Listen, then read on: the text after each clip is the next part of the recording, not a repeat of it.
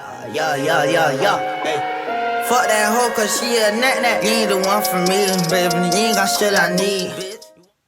Hi you guys, welcome back to my YouTube channel, and this is part 2 of my previous video I just put out.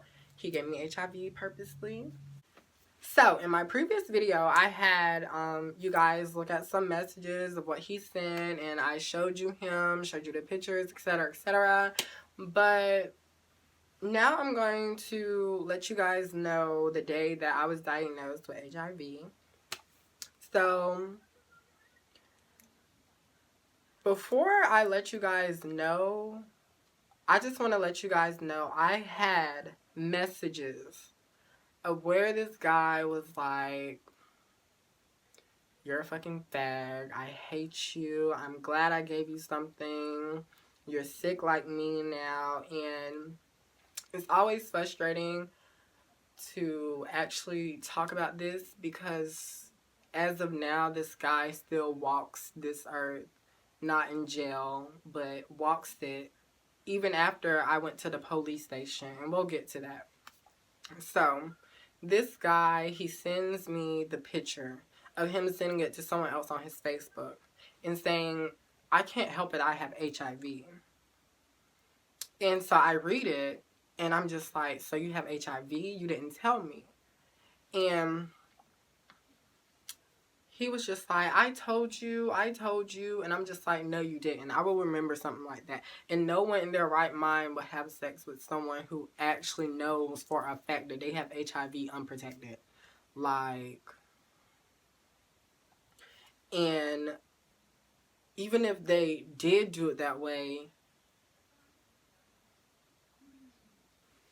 I don't even know. That's just him.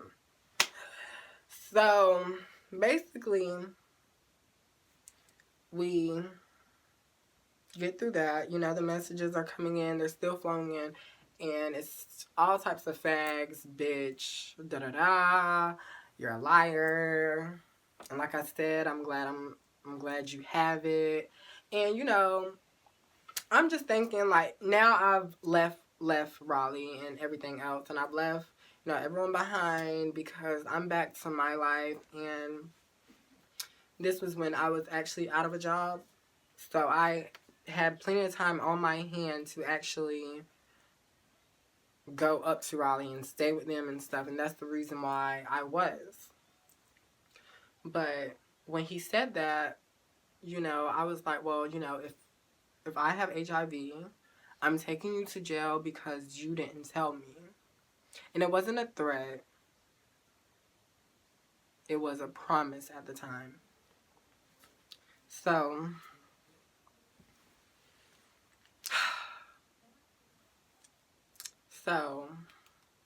later on down the road, you know, I went to go get checked out, and you know, I didn't stop fucking with him or whatever the case may be. And August 30th rolls around. I get a call from the clinic, and matter of fact, I believe it was a call from the person I had to meet up with. At the time, I was actually at work. They called me, said that I was gonna have to meet with someone. And, you know, I really didn't know what it was about. Like, I didn't guess it at all. Like, I just knew, like, you know, when you get a call from the clinic, that means you have something. But I'm just like, blah, blah, you know, it's been, like, you know, some months still went by. You know, I done been checked before, and now the results are finally coming back. So the results that was in there, they were, like, old results. Like, I didn't have none of that. The new results came back. And when I mean old, like, I had previously got checked out. It didn't show up. Previously got checked out again. And I believe that was the time it did show up. And that's why they contacted me August 30th to meet with him. So we're going to call him Angel because he is. And without him and without everyone else, and I would be going through tremendously a lot. I would be, I don't even know where I would be if, like, I wasn't taking the medicine, or, like, I never went to go get checked out.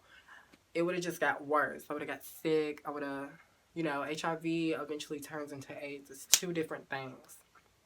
HIV, as you see, I'm not really sick. I'm taking medicine and stuff, but once you're off your Triumec, it's going to be hard. It's going to be hard because you're going to start to get sick and stuff. So you always got to make sure you always take it.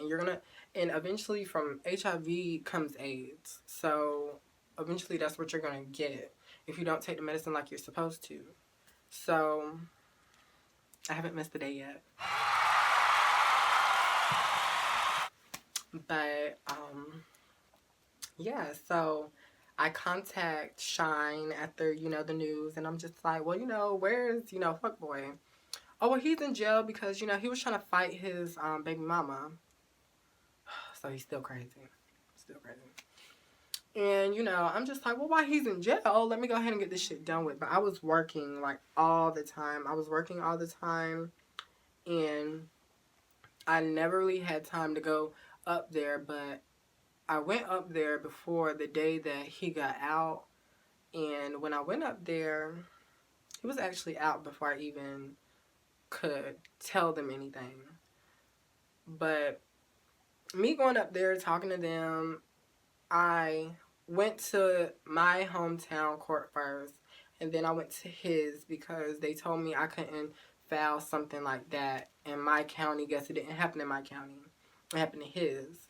So I go up there, you know, I'm talking to him, and I'm just like, I actually have like the picture where I filled out the whole paper to them, and I had to go to a certain location to talk to them about this. And when I went to go file the report, did the paper, etc., they were like, well, we really can't do anything because he doesn't have like a certain location. Like, he doesn't have a spot where he stays. Like, he's like a mover.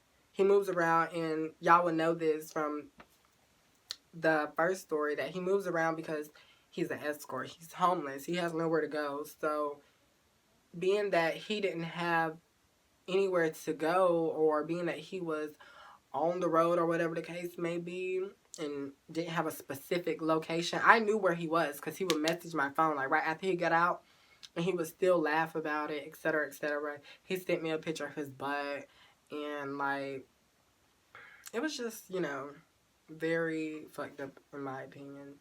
So when I knew I couldn't lock him up, and I had been trying, it was more of like, I kind of gave up kind of thing. Like, I gave up because it was like, these people, like, they hear what I'm saying, but they're not really trying to help me like they really could. Like, they're lazy, they're fucks. Like, and without me knowing the knowledge of really how to do this stuff, and my family not knowing either, because this has never happened to anybody else in my family that I know of, and them not knowing really how to go about it neither, it was more hard on me because I was doing it by myself.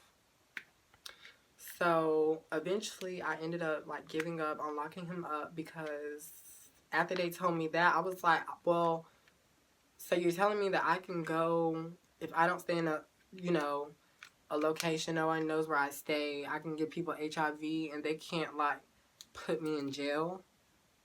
Like, so that's really all to the story. It was kind of like, I just had to live with this now, and he was out, and he's out here, and, you know, just giving it to other people, and I really can't do anything about it. And this is one reason why this video was made, was because I want everyone to be aware of this guy, like, and no harm done to him. That's not my intentions. That could have been done, no shade, but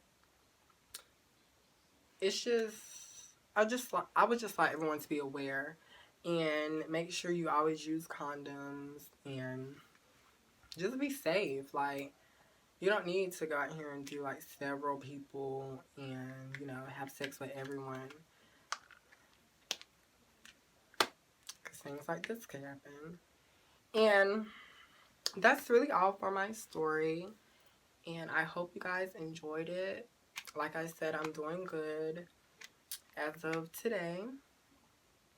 And when I got on my medication, I started right away. And actually, I want to show you guys the hospital I go to, and I would really like to give a big shout out to Duke University, because y'all are the fucking bomb. Y'all got me on my medicine. Y'all helped me out with my hormones. And I just want everyone to follow this journey, and I'm going to let you guys know how, everything's still going. So, see you guys next time in my next YouTube video. And I hope you guys have a nice New Year's. Bye. Maybe I'm not your speed, bitch. Maybe I'm not your lead, bitch. You ain't got no cheese, bitch. Maybe I'm just too G for you. Maybe I'm just too screed, bitch. I can eat rolling peas. Why? Everybody notice me.